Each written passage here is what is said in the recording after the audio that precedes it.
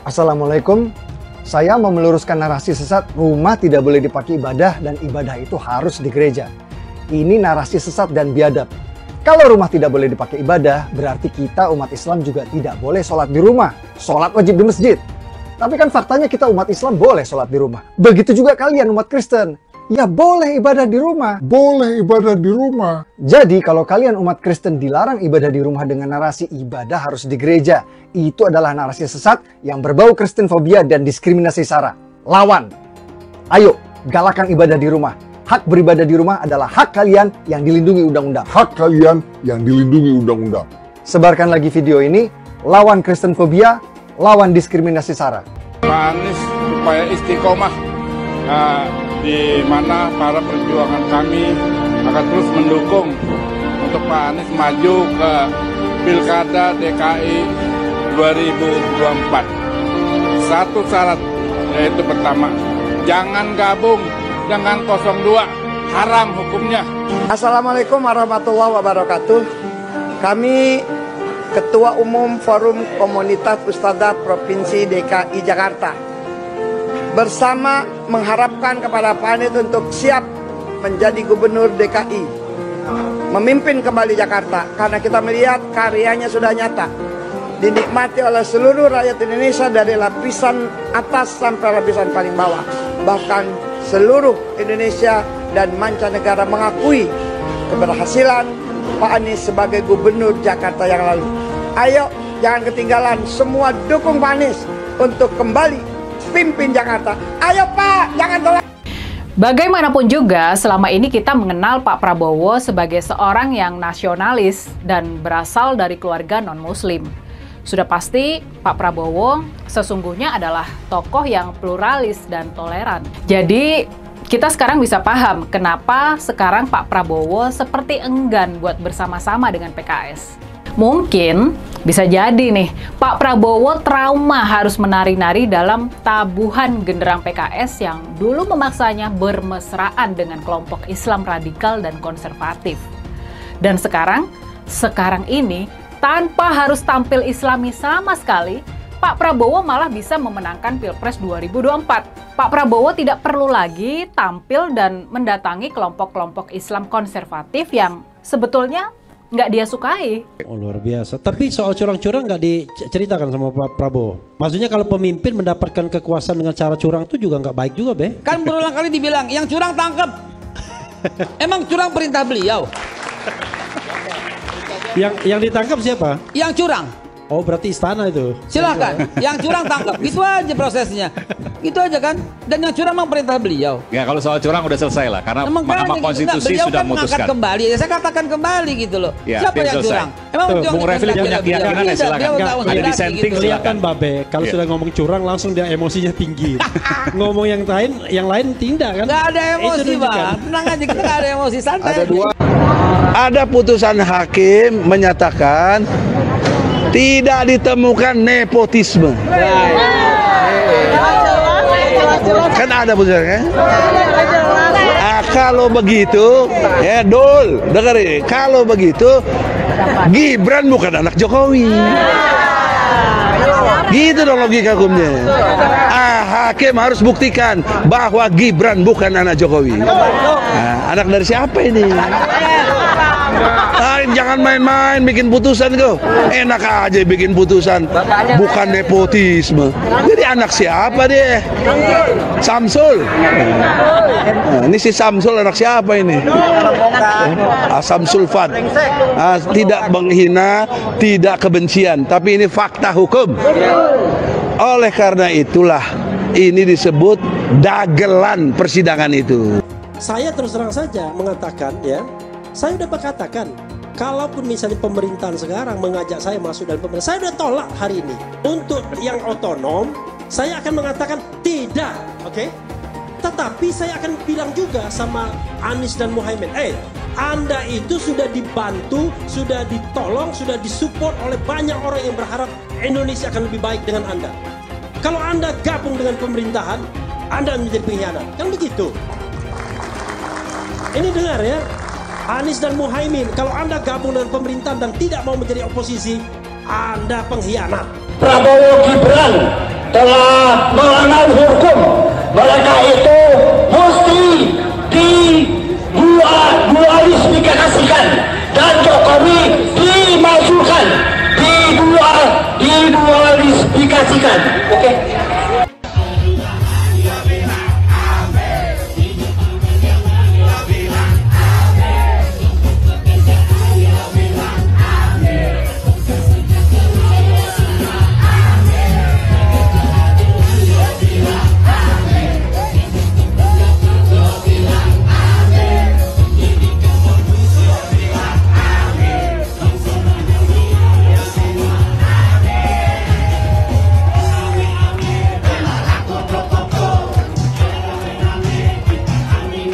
Ingat kata Kapolri Listio Sigit, ikan busuk dimulai dari kepalanya.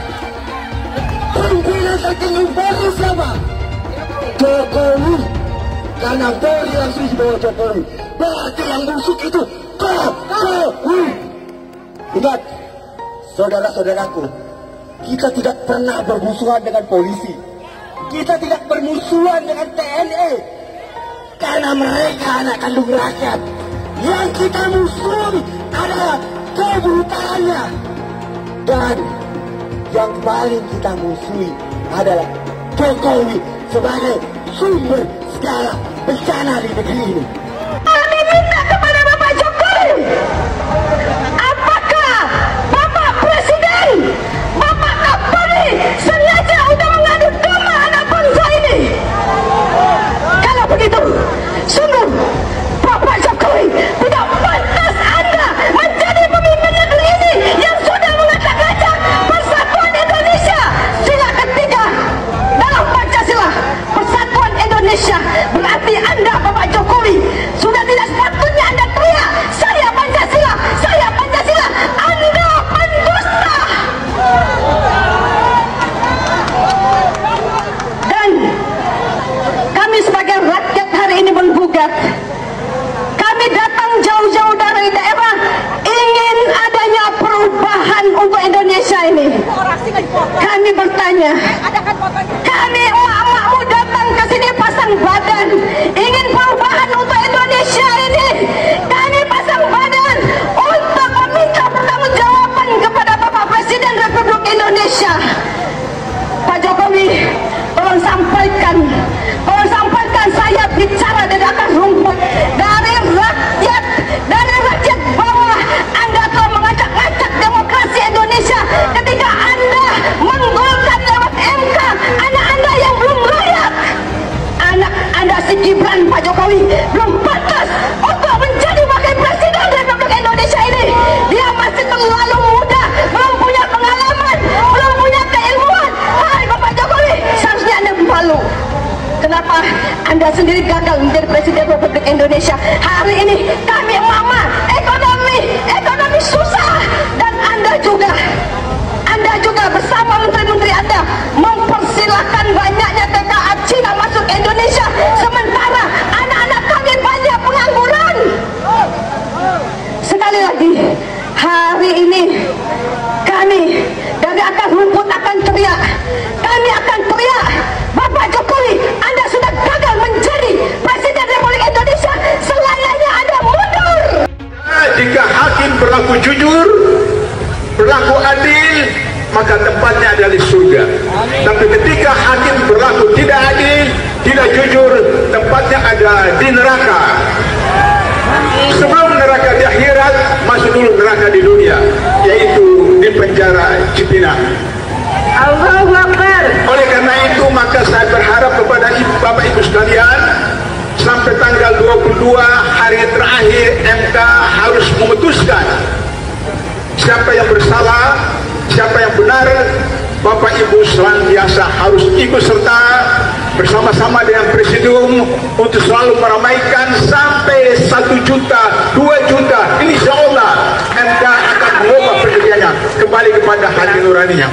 Bersedia Bapak Ibu untuk datang berjuta sampai 1 juta, sampai 2 juta. Bawa keluarga, bawa anak istri, bawa tetangga. Mari kita bersama-sama untuk Penjarakan Jokowi. Penjarakan Jokowi. Penjarakan Jokowi. Penjarakan Jokowi. Penjarakan Jokowi. Allahu Akbar. Allahu Akbar. Allahu Akbar. Allahu Akbar. Allahu Akbar. Allahu Akbar. Merdeka. Merdeka. Merdeka. Merdeka. Merdeka. Merdeka. Allahumma anzil alaihim bala'akal ladzi la yuradu anil qaumat zalimin. Ya Rabb, turunkan azabmu pada Jokowi dan sekutu-sekutunya. Azab yang tidak dinikmati, yang tidak diinginkan oleh orang-orang zalim. Ya Rabb, turunkan. Allahumma ashibhim adada waqtulhum badada. Hitung jumlah mereka yang jahat, hitung jumlah mereka yang menjual negeri ini, dan habiskan mereka semuanya. Ya Rabb, anak-anakku yang beragama, yang Islam Qadiyah, tapi mereka beragama Nasrani, Katolik, Protestan, dan yang lainnya, mereka punya Tuhan. Tapi Jokowi, dia tidak punya Tuhan. Mereka punya Tuhan, tapi Jokowi, dia tidak punya Tuhan. Saudaraku, anak-anakku, saya sengaja menyempatkan datang. Usia saya sudah 74 tahun lebih 2 bulan. Saya khawatir anak cucu saya tidak punya negeri nantinya, karena negeri ini akan dikuasai oleh Cina dengan tentara-tentaranya sudah banyak. Di Morowali bertengkar tentara Indonesia, tenaga kerja Indonesia dengan tenaga kerja Cina, yang mati anak Indonesia 100 orang, Cina cuma 1 yang ditangkap dan dipenjara anak-anak kita tenaga kerja Indonesia. Saya menangis. Ini negeri siapa? Anakku, saudaraku, tentara, polisi, bangkitlah, sadarlah, minta pada Allah, datangkan kesadaran pada para ABRI. Kalian jangan membela yang salah. Kita pemilik negeri ini, bukan Jokowi dan keluarganya. Jokowi adalah antek-antek komunis. Antek-antek komunis. Betul atau tidak? Ayahnya adalah ajudan Aidit, dan ternyata sidang demi sidang mengadili tentang ijazahnya, dia tidak pernah kirimkan ijazah aslinya. Tandanya apa itu? Jadi saatnya dia harus turun, masukkan penjara, dia harus mendapatkan hukuman yang sebesar-besarnya. Kita semua harus bangga jadi orang Indonesia. Ya, kita kritik bangsa kita, tapi kritik yang membangun. Jangan kritik merasa semua jelek, semua jelek. Kalau jelek pindah aja ke dari Indonesia. Ya, saya suka kesel juga kadang-kadang bilang ini kurang Allah. Aku tanya juga, aku lihat, saya lihat sekarang dulu waktu dia jadi pejabat apa kerjanya, tak jelas juga. Sekarang jejak digital kamu kan kelihatan. Jangan sombong lah kau bicara kritik kau, you have done nothing. Atau mungkin gak ada renown, kau tuh juga mencuri waktu kau menjabat. Masih terus kita perbaiki di sana sini. Kalau sempurna ya pasti belum. Kalau sempurna kau di surga aja nanti. Siapa yang mau ke surga juga silakan.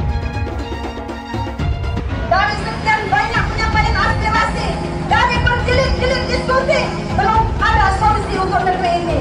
Maka kami emak-emak atas nama aliansi masyarakat yang peduli dengan negeri ini, tidak ada jalan lain bahwa pemimpin yang rusak, pemimpin yang tidak tahu malu, hanya satu caranya, yaitu semuanya duduk di kantor DPR itu, duduk di sana, kuasai data dan minta kepada Puan Maharani untuk bukan memakzulkan Jokowi, tetapi lengserkan Jokowi, mundur Jokowi dari sebagai pemimpin. Apa gereja? Ini apa? Kok saya agama Islam Betawi. Kita dibohongin selama 10 tahun, pembohong lagi. Ada apa dengan gereja, Pak? Masalahnya Jokowi itu Cina banyak. Kita dibudakin zaman Soeharto, Cina lagi, jangan sampai Cina lagi. Nah, itu rasis itu. Zaman Soeharto nggak ada kecurangan, sah presiden. Ini pembohong, bohongin rakyat tau nggak? Jokowi itu apa sih? Jokowi itu apa? Ya Allah, dia itu seperti boneka golek, ditata ke sini ditata ke sini tapi sebenarnya lebih pinter anak saya loh. Bener apa enggak? Lebih pinter anak saya, anak TK. Masa satu Satu ditambah satu buat 11. Otaknya di mana? Otaknya di mana? Goblok kalian, tolol kalian. Ngaku profesor, masa 1 tambah 1 buat 11? Goblok apa enggak? Tolol apa enggak? Saya menentang politik identitas karena bagi saya politik identitas dengan membawa-bawa agama itu mempermainkan agama.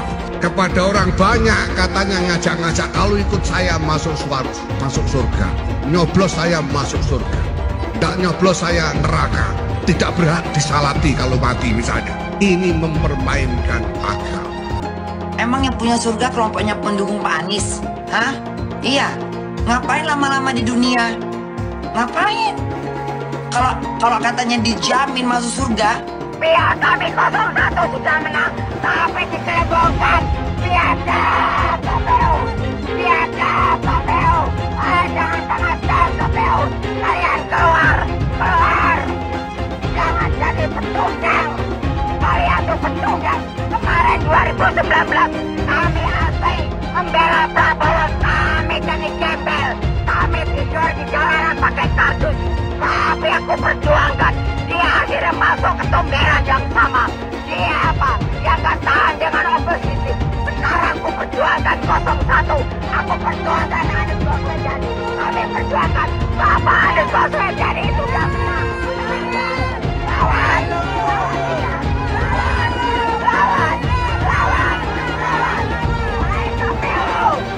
Dengarkan suara hati rakyat. Jangan pernah membuka pembicaraan atau berdebat dengan pendukung 01. Karena capek, beneran capek. Mereka itu kalau berdebat nggak apple to apple, selalu bawa-bawa agama. Seolah-olah mereka mengkotak-kotakan dirinya sebagai pendukung dengan agamanya yang kuat dan lebih soleh daripada pendukung paslon-paslon yang lain. Jadi kan percuma ya, kalau kita berdebat pun tidak debat yang nyambung. Kan mereka ini kemarin bilang bahwa Anies Baswedan ini Imam Mahdi. Terus kemarin kampanye juga bilang bahwa malaikat Jibril sudah merestui Anies Baswedan ini sebagai hambanya Allah yang ditunjuk untuk memimpin negara ini. Nanti lama-lama mereka dipanggil sama malaikat Israel.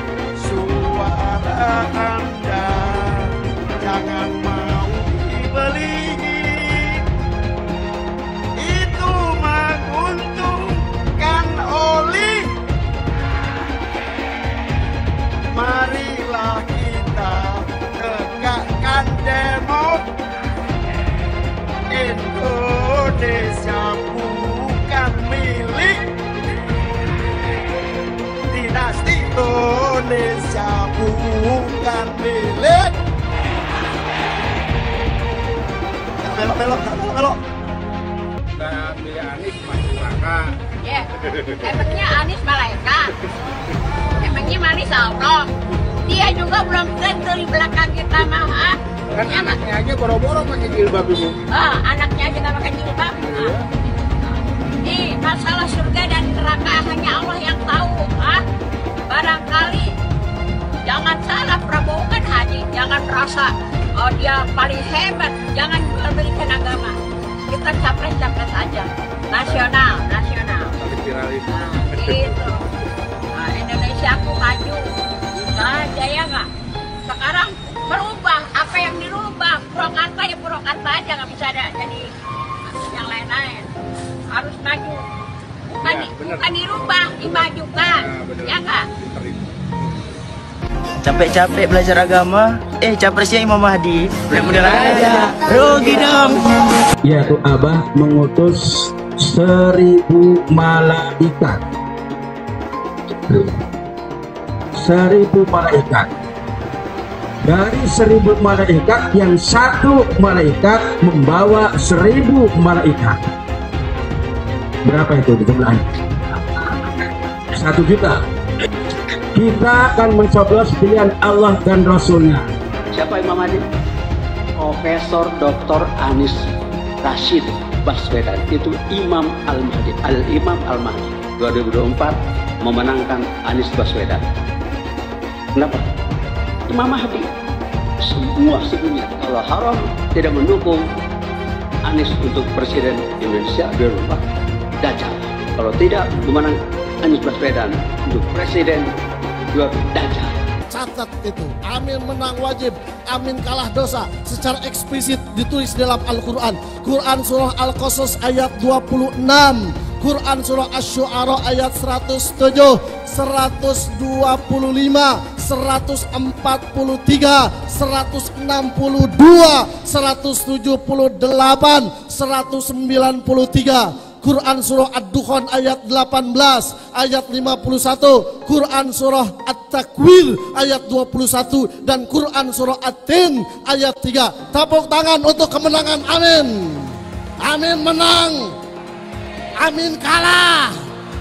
Catat itu, amin menang wajib, amin kalah dosa. Kata amin disebut 14 kali di dalam Al-Quran, terdapat di dalam 8 surah. Insya Allah ini menjadi isyarat bahwa pada tanggal 14 Februari 2024 Bapak Anies akan menjadi presiden yang ke-8 dan Pak Muhaimin akan menjadi wakil presiden yang ke-14. Tepuk tangan. Amin menang, amin kalah dosa. Hidup amin, hidup amin, caplos amin, menangkan amin, amin menang 1 putaran, amin, amin, amin menang wajib, amin kalah dosa, amin menang, amin kalah dosa. Hamba itu namanya Anies Baswedan. Dia akan panggil malaikat Jibril. Wahai Jibril, aku mencintai hambaku yang insya Allah namanya Anies Baswedan. Kabarkan kepada seluruh umatku, seluruh makhlukku, bahwa aku mencintai Anies Baswedan. Maka Jibril akan mengatakan kepada seluruh makhluk di langit, seluruh makhluk di bumi, cintailah Anies Baswedan. Maka insya Allah makhluk di langit dan makhluk di bumi semuanya akan mencintai Anies Baswedan dan mendoakan pada 14 Februari insya Allah Anies Baswedan Presiden Republik Indonesia. Siap Bekasi memenangkan Anies Baswedan 80%. Siap menang 1 putaran. Saya tidak mau pemimpin masa depan menyalahkan angin di kemudian hari. Anda kalau nyindir lain kali jangan pakai angin, Mas. Mau bilang lagi, jangan salahkan angin. Saya kan sampaikan soal angin ya kemarin. Angin tak ada KTP-nya. Angin itu bergerak dari sana sini. Ketika polutan yang muncul dari pembangkit listrik tenaga uap mengalir ke Jakarta, maka Jakarta punya indikator, karena itu Jakarta mengatakan ada polusi udara. Ketika anginnya bergerak ke arah Lampung, ke arah Sumatera, ke arah Laut Jawa, di sana tidak ada alat monitor. Ada orang yang bilang jangan cerita soal angin, maka dia tidak menghormati ilmu pengetahuan. Pancasila Soekarno, ketuhanan ada di pantat. Anak Tuhan dari mana? Kalau Yesus anak Tuhan, bidangnya siapa? Besok di seluruh wilayah Indonesia kami katakan dalam. Iblis hanya menggoda orang yang beriman. Makanya jarang-jarang orang kafir kerasukan setan. Yang kerasukan setan itu orang baik-baik. Jarang, saya belum pernah nengok Cina kerasukan setan. Pernah tak Ahok itu kerasukan setan? Enggak, setannya juga. Karena sesama setan dilarang saling menggoda. Karena di salib itu ada jin kafir. Karena di salib itu ada jin kafir. Karena di salib itu ada jin kafir. Haleluya. Kepalanya ke kiri apa ke kanan? Kepalanya ke kiri apa ke kanan? Kita percaya salib itu lambang mulia, bukan jin. Kok ketawa? Aku nggak nyindir siapa-siapa loh. Saya nggak pernah mundur untuk kebenaran, keadilan, kejujuran. Dan peri kemanusiaan, gue gak pernah mundur. Dan gue gak pernah takut juga sama lu. Siapapun yang rasis, gue akan hadapin. Karena rasis itu tidak berperi kemanusiaan. Sama saya ditanya dulu kan, kamu nyesel gak statement kamu di Pulau Seribu sehingga masih masuk penjara? Tidak pernah nyesel. Karena saya mengatakan kebenaran. Hai teman-teman, tahun ini adalah tahun yang bagus untuk trading di market crypto. terutama Bitcoin, ataupun meme coin seperti Dogecoin dan kripto lainnya. Teman-teman bisa gunakan kesempatan ini untuk mencari cuan dengan trading di market kripto. Untuk situs trading, saya rekomendasi untuk menggunakan aplikasi Okta. Karena personally, saya menggunakan aplikasi ini. Alasan lainnya kelihatan di sini, untuk aplikasi Okta sudah dapat penghargaan sebanyak ini sebagai aplikasi trading dan investasi terbaik di Asia sejak beroperasi di tahun 2011. Untuk aplikasi Okta merupakan tempat yang lengkap buat teman-teman untuk trading kripto, forex, saham global, dan lainnya. Untuk trading, teman-teman cukup registrasi dengan menggunakan link di kolom deskripsi, lalu deposit, tentukan apa yang ingin kalian tradingkan, lalu tekan tombol buy. Sesimpel itu. Untuk minimal deposit, cuma Rp400.000 saja, jadi cocok banget untuk pemula. Investasi di aplikasi Okta, kita tidak dikenakan fee sama sekali. Saat ini lagi ada promo spesial. Welcome bonus buat kamu yang register dan deposit. Teman-teman akan dapatkan 100% dari jumlah deposit pertama. Contohnya teman-teman deposit 1 juta, maka akan menjadi 2 juta. Karena welcome bonus 100% dari jumlah depositnya. Jika ada pertanyaan, teman-teman bisa hubungi WhatsApp di kolom deskripsi. Saya juga mau mengajak teman-teman untuk bergabung di komunitas trading yang ada di kolom deskripsi. Di sana saya akan memberikan sinyal trading yang bisa teman-teman ikuti. Seperti biasa, kalau kamu suka dengan video ini, jangan lupa komen, klik like, dan subscribe. Banyak hal yang bisa dipelajari di Pilpres 2024 ini. Selain masalah nepotisme yang merajalela dan dipaksakan dengan brutal, penggunaan kekuasaan atas nama demokrasi yang berlebihan, dan secara khusus saya mengamati tentang awal runtuhnya partai besar. Partai besar pertama yang punya potensi besar untuk runtuh adalah P3. Partai Persatuan Pembangunan atau P3 adalah salah satu partai tua di Indonesia. Didirikan tahun 1973, P3 pernah berjaya di masa Orde Baru ketika hanya ada 3 partai pada masa itu. Runtuhnya suara P3 dan potensi mereka tidak masuk ke DPR RI seharusnya menjadi warning buat partai tua lainnya seperti Golkar dan PDI Perjuangan. Tetapi rupanya Golkar sudah mulai berbenah diri sejak lama dan mulai melakukan reformasi di internal mereka dengan merekrut anak-anak muda di pemilihan legislatif sehingga suara mereka naik di pemilu 2024 ini. Sempat naik sedikit di pemilu 2014, tahun 2019 suara P3 turun lagi.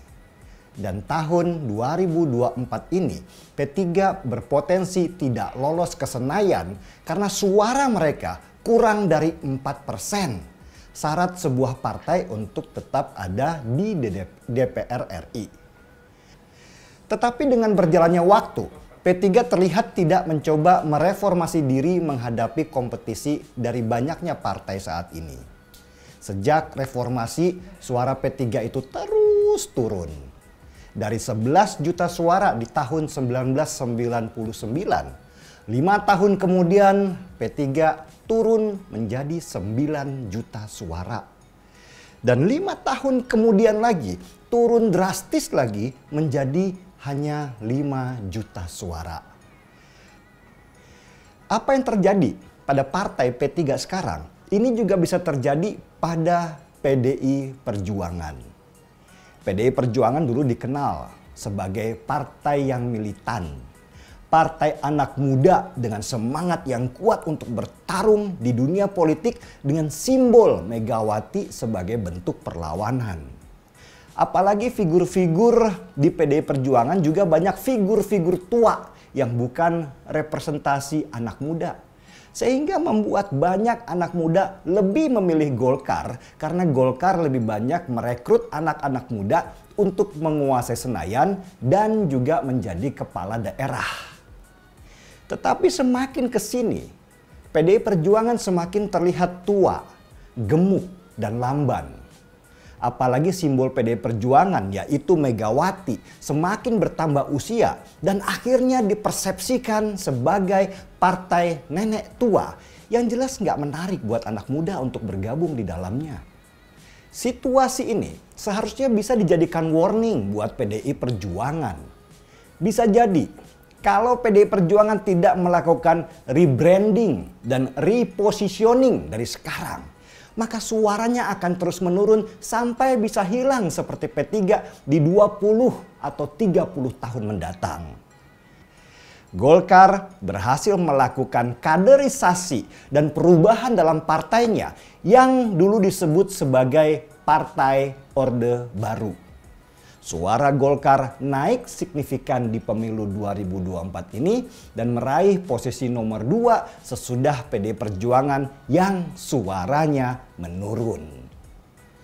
Sebagai alarm saja nih, untuk Pilgub DKI sekarang saja, PDI Perjuangan masih mengajukan figur kader yang itu aja yang punya potensi seperti Risma yang juga sudah dianggap tua. Padahal pemilih di DKI Jakarta sudah diisi oleh anak-anak muda yang progresif dengan sudut pandang berbeda dari orang tua. Semoga ini menjadi catatan dengan tinta yang tebal buat PDI Perjuangan, partai yang masih dipercaya sebagai benteng demokrasi. Ideologi harus tetap Soekarnois, tetapi didesain ulang untuk kebutuhan sekarang dan masa depan. Butuh keberanian yang luar biasa buat partai sekelas PDI Perjuangan untuk mencetak kader-kader baru dan berkelas di pentas politik daerah dan nasional. Jangan sampai para politisi tua keenakan duduk dan gak mau berganti sehingga nama partai semakin lama semakin merosot dan pada akhirnya mati. Seperti kata pepatah, tidak ada yang abadi kecuali perubahan itu sendiri. Saya mau nanya, coba sebutkan, apa sih yang membuat kalian senang terhadap Anies? Apa sih kelebihannya? Apa sih yang sudah dilakukan sesuai dengan janjinya? Saya yakin kalian tidak bisa menjawab ini. Tolong tuliskan satu saja kelebihan Anies Baswedan di kolom komentar. Jokowi takut legasinya dirusak Anies Baswedan. Lihat Jakarta, hancur semua. Publik menyoroti sejumlah gerakan yang dilakukan oleh Joko Widodo alias Jokowi di Indonesia. Hal tersebut merupakan respon yang cukup wajar. Hal tersebut karena adanya ketakutan dalam Jokowi. Presiden menurutnya di tengah kelimpungan dengan adanya kemungkinan bahwa kemenangan yang diraih oleh Anies Baswedan. Hal tersebut dapat berujung pada hancurnya sejumlah program dari Jokowi. Hal tersebut jelas terjadi karena penerus kekuasaan kepala negara bukan dari kelompok Pak Jokowi. Lihat saja misalnya di Jakarta. Anies menghancurkan semuanya. Legasi-legasi dari Pak Jokowi akan dihancurkan oleh Anies. Programnya akan diacak-acak oleh Anies Baswedan. Wajar-wajar saja jika Jokowi dalam pusaran ketakutan ketika masa kekuasaan berakhir di tahun 2024. Sudah barang pasti, Anies tidak akan melanjutkan program-program Jokowi. Semisalnya Anies menang, maka Ibu Kota Baru atau IKN nggak akan jalan. Pembangunan akan di-stop. Legasi-legasi Jokowi akan hancur.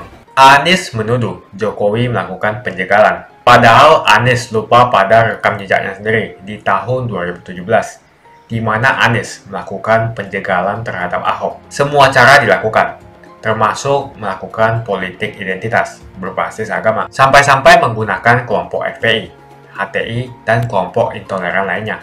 Anies Baswedan sampai nekat berkoalisi dengan ormas preman berjubah agama. Di tahun 2024, Anies Baswedan akan kembali menggunakan strategi di tahun 2017. Kelakuan-kelakuan relawan Anies yang menjalankan strategi ini masih pakai pola yang lama. Pola yang lama berupa membangun opini negatif terhadap pemerintah dan Komisi Pemilihan Umum. Curangan Anies lainnya adalah melakukan kampanye sebelum waktunya, di mana dia mengganti namanya menjadi head start untuk membingungkan publik. Atau kecurangan Anies Baswedan yang menggunakan jet pribadi saat kampanye di mana-mana. Berapa kecurangan dari biaya kampanye yang menggunakan jet pribadi?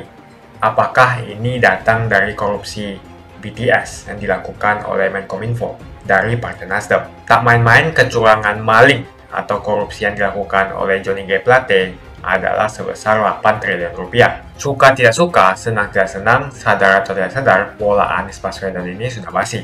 Nampaknya para relawan Anies sudah tak punya cara atau metode lain dalam berkampanye sehingga memainkan strategi playing victim. Memang basi sih strategi ini, tapi sangat terbukti ampuh, apalagi jika ditambahkan dengan jualan isu agama. Tampaknya sih sulit menjual isu agama, karena ketiga bakal calon mempunyai agama yang sama. Ataukah mereka akan bikin heboh lagi dengan menyebarkan hoax bahwa Ganjar akan diisukan sebagai seorang yang beragama kafir? Atau mungkin mereka akan membuat hoax bahwa Ganjar adalah anak PKI, ataukah Ganjar Pranowo adalah keturunan non-muslim? Kita bisa melihat rekam jejak Anies saat menjabat di Jakarta selama 5 tahun. Tidak ada satupun janji yang dipenuhi dan tidak ada kinerja yang bisa dibanggakan. Dari DP 0%, OPOC, kelebihan bayar, Formula E, banjir, sumur resapan, jalan rusak, dan gonta-ganti nama jalan. Diketahui Anies pun masih berhutang 100 miliar kepada Sandiaga Uno, dan sampai saat ini belum dibayarkan. Untuk jadi gubernur saja, Anies sampai berhutang 100 miliar kepada Sandiaga Uno, dan belum dibayarkan. Apalagi jadi presiden, berapa triliun yang akan Anies hutangkan? Dan bagaimana Anies bisa membayar utang triliunan itu? Apakah Indonesia siap untuk dijual? Jika Anies menang, maka FPI dan HTI, Ormas Khilafah, akan kembali. Apa kita mau Pancasila diganti oleh Khilafah? Bagian Indonesia Timur yang mayoritas non-muslim pasti tidak akan setuju dengan Khilafah. Mungkin Indonesia akan bubar jika Anies memimpin. Perkataan Ahok sudah terbukti dan Jakarta sudah menjadi korban. Jangan biarkan Indonesia menjadi korban kibulan Anies Baswedan. Begitu saja opini saya tentang Anies Baswedan. Bagaimana opini kalian? Tuliskan di kolom komentar. Pastikan kalian semua menekan like di video ini. Dan jangan lupa bagikan video ini ke teman dan family Anda supaya mereka semua mengetahui tentang informasi ini. Tekan tombol subscribe dan bunyikan lonceng notifikasi supaya kamu tidak ketinggalan.